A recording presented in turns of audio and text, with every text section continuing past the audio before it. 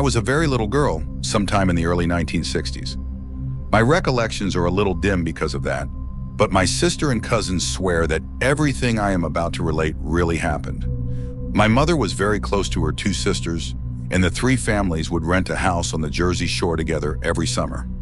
Generally, my parents were the ones who drove to the shore to choose the house every January, but for one reason or another, they didn't do it until March this one year. Naturally, all the good houses were gone. It wasn't easy to find a house within walking distance of the beach with enough room for 3 couples and 7 children, plus a guest room for the grandparents on weekends. But there was one house still available that was both large enough to house all 3 families that was right on the beach.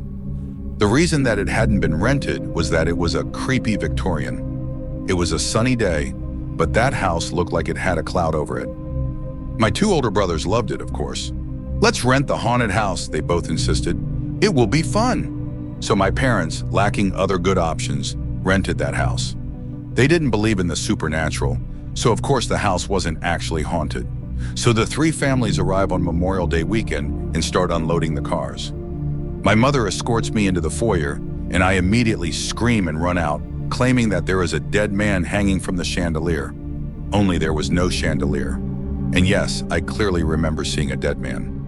My mother cannot convince me to use the front door, but eventually manages to get me to enter through the kitchen. "It's just your imagination," she assures me, then scolds my brothers for telling me that the house was haunted. They protest that they hadn't told me any such thing, and she replies that I must have heard them talking about it, otherwise I wouldn't be imagining things. And they did say that the house looked haunted when they saw it back in March. As far I can recall, I wasn't there. I was probably with my aunt. So we move into the house for the summer, and everyone unpacks and then heads for the beach. My aunt had brought her dog, George, and he was allowed on the beach too. This was early 1960s, remember, long before beach tags. Everything seemed to be okay, except that I still refused to enter the foyer or the main staircase. But there was a back staircase I could use to get to the room I shared with my sister. The dog didn't like the house much either, and preferred to stay on the back porch. My parents had drawn the short straw and ended up in a room with 2 twin beds instead of a double. My 2 older brothers and 2 male cousins ended up in a bunk room in the attic, and my sister and I shared a room, while my other female cousin had a bedroom to herself, because she was older. If the house moaned and groaned, the 3 sets of adults all insisted that it was just affected by the tide coming in and out, nothing to worry about. And yes, sometimes it was more than just the sounds of a house settling. Sometimes furniture would move a bit, even if you were using it, or drawers would slide open for no apparent reason, the knife drawer in the kitchen in particular. Again, the adults insisted that it was just because the house was old and the floors were uneven. The house was definitely not haunted because there was no such thing as a haunted house. So if my mother's bed would shift away from the lamp when she was reading in bed, or my aunt's chair slid away from the dining table when my aunt was sitting in it, well, it was the tide coming in or going out and causing the foundations of this creaky old house to shift.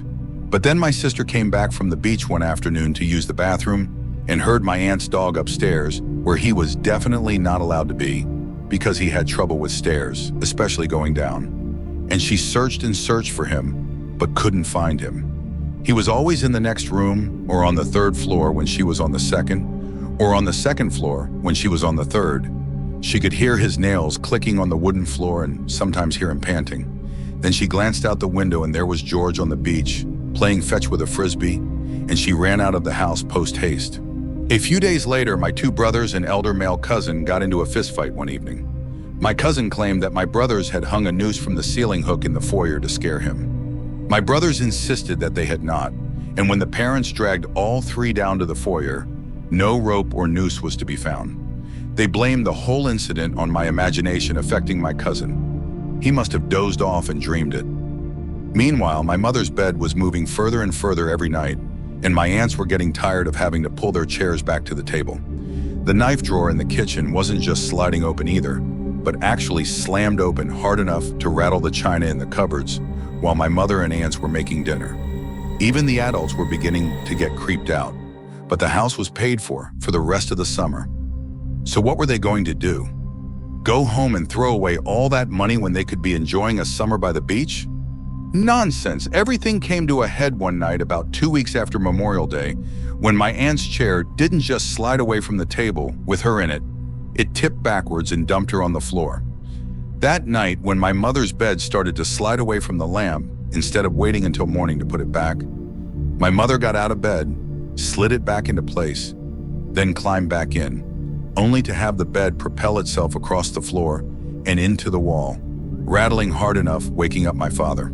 The three couples held a conference the next morning and decided to leave even if it meant losing their money and their vacation. The family packed up and we left that afternoon. To my parents' utter surprise, I walked down the main staircase with my little case filled with toys instead of using the back staircase.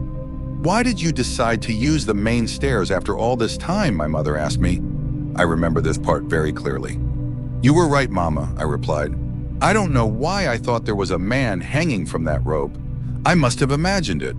I pointed to an old frayed rope hanging down from the old chandelier hook in the foyer ceiling. Everyone looked at where I was pointing. "What rope, honey?" my mother asked. "That rope? The one hanging down from the ceiling." No one else saw the rope that I was pointing to, and no one could convince me that it wasn't there. My mother hustled me into the car, and we drove home, not even stopping for dinner. The next summer, my father asked the real estate agent what happened to that old house. "It was torn down," the agent said. "No one wanted to rent it, and when it was rented, they always left early." So yeah, that was plenty creepy, and my cousins still talk about that summer when we stayed at the haunted house.